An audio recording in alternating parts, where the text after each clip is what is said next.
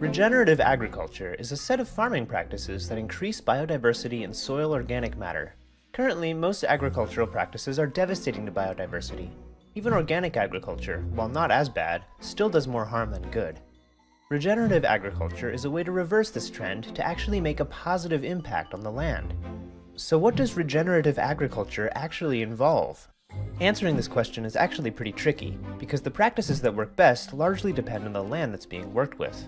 So the variety of different practices border on infinity, a bit more than this video can cover. However, let's look at 3 common forms that regenerative agriculture can take. The soil is full of organisms which are helpful for plants.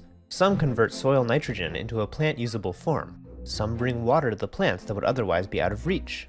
Others loosen and aerate the soil, increasing water absorption and allowing plant roots to penetrate deeper. When soil is turned over by a machine, most of these organisms are killed, so the crops must rely on chemical fertilizer, which ends up leaching into the water. Central to no-till farming is to not do that. Instead of tilling, plant cover crops whose roots break up the soil. Let the worms aerate the soil and bring down nutrients. Keep the soil covered with an organic mulch, which will break down over time, adding more organic matter to the soil. From the release of methane to clearing forests for pasture land, cattle raising is known for being very environmentally destructive. But this is not inherent to grazing animals. If the right practices are put in place, enormous amounts of carbon can be sequestered into the ground, soil can be built, and even desertification can be reversed in a matter of years. Here's how it works. The growth of grass tends to start slow, accelerate, and slow down again. This middle area is where it accrues the most biomass the most efficiently. If it's eaten before it gets to this point, its growth will never speed up. This is what happens with traditional pastured animals. They eat all the grass, which doesn't have the chance to grow back fast enough before getting eaten again, and we have overgrazing. This leads to soil erosion, drought, and desertification. But if the animals are kept in a tightly packed herd, like they used to be in nature, the grass has time to grow before being eaten. All that biomass in the grass is carbon that comes from the air. Not all of the grass gets eaten, however. Some of it gets pooped on and trampled, which ends up creating the perfect conditions for new topsoil to be built. This ends up happening incredibly quickly. This is one of the most complex and location-dependent practices there are. I will therefore be overgeneralizing a bit. It always starts with observing a local forest and the relationships between everything in it. The plants, the animals, the fungi, the landscape, the soil, the water, and then recreating these relationships in a way that's just as ecologically resilient, but produces more food. Food forests are often thought of as comprising 7 layers: the root layer, the ground cover layer, the herb layer, the shrub layer, the low tree layer, the high tree layer, and the vine layer. Every one of these layers either produces some sort of food or medicine, or is in some way helpful to the system as a whole. The plants are mostly perennials and include as many native species as possible. These 3 examples of regenerative agriculture, plus all the rest of them, all have something in common. Whereas in conventional agriculture, you seek to create as many of one thing as possible, in regenerative agriculture, you seek to create as many relationships between things as possible. You are one of those things. What sort of relationship with the land do you want to foster?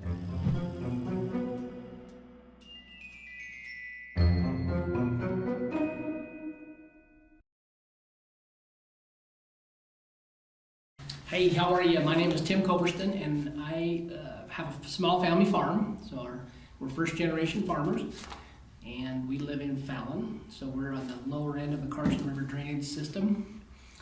So I want to introduce you a little bit to our farm, give you a little bit of information about our farm, and I want to give you some basics on regenerative agriculture and what that means.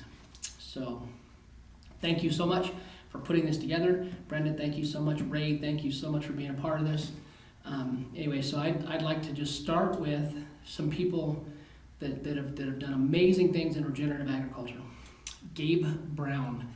So look up Gabe Brown, and if you YouTube search Gabe Brown, Managing Your Farm as an Ecosystem, go to part 1. That's a great video. It's a couple years old now, but it's a great video to give you some kind of an introduction to some really cool stuff that he's got going on.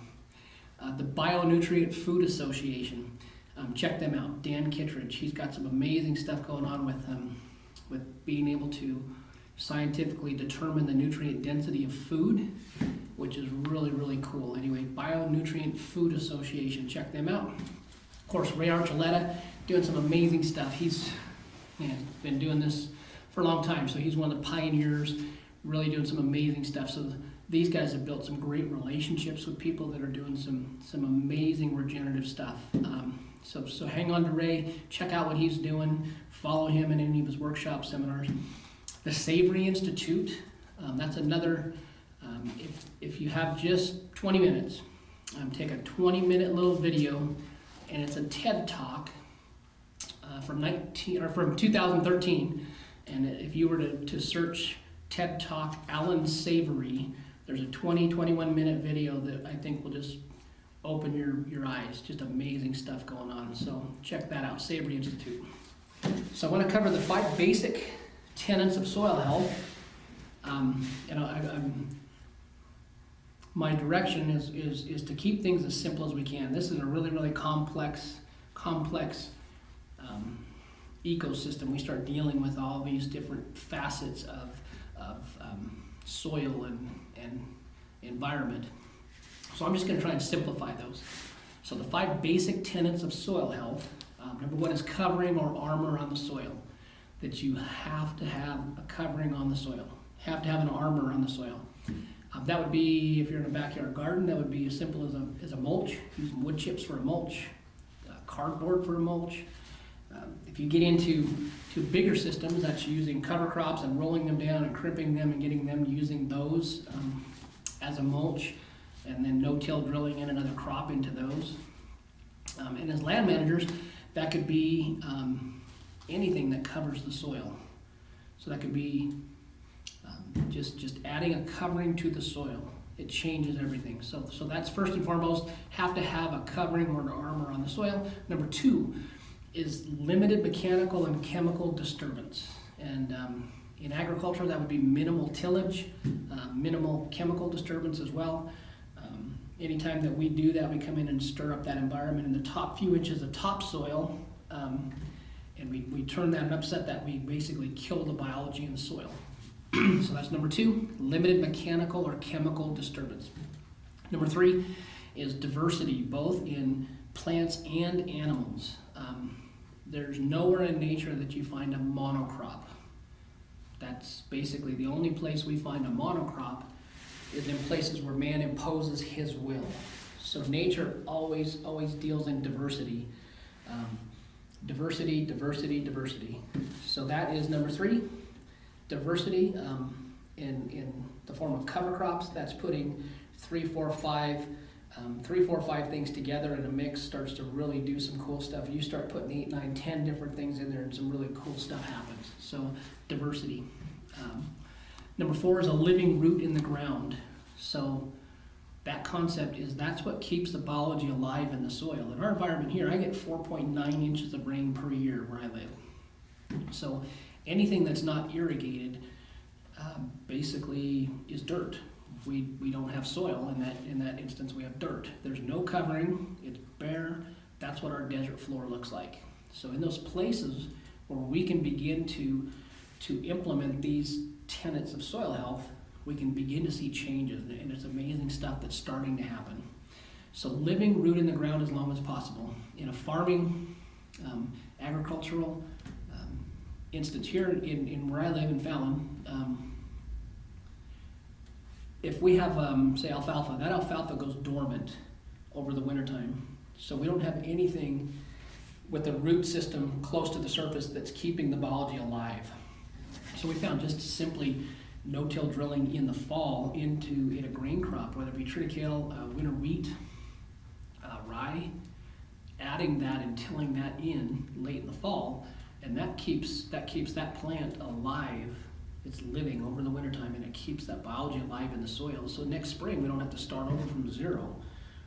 If we just continue to put in grow crops that don't maintain that living root in that zone, that top part of the soil, we'd have to start over every single year. So number 4, living root in the ground. Number 5 is livestock integration. That would mean mob grazing, and what that means, high density grazing not coming back to that, letting that plant regrow before we come back to that. And that stimulates plants to pump more carbon into the soil. That's really what that does. So that speeds up the process of sequestering carbon into the soil. That carbon into the soil with organic matter, that's the food for the biology. That's the food for the biology in the soil that will grow nutrient-dense food. So those are the 5 basic tenets of soil health. I think a simplistic term, and I think we're all land managers, resource managers, whether it be farming and agriculture, backyard gardener, or somebody managing thousands of acres on a farm, or rangeland, or our riparian areas. All of those places have that soil in common, and I think that's what we need to focus on, is focus on the soil health, and I think amazing things will start to happen. So I don't know if challenge is the right word, but I want to offer an opportunity for land managers and resource managers from all sides to bring everybody to the table in this. And we don't have to reinvent the wheel. There are people out there that already have a scientific method in place, like the Savory Institute. They have a farm-to-table program, and they institute a method of testing soil health, and it's scientific, and it's measurable, and it's consistent, and we can use that from year to year to come back and find out if we are actually improving the resource.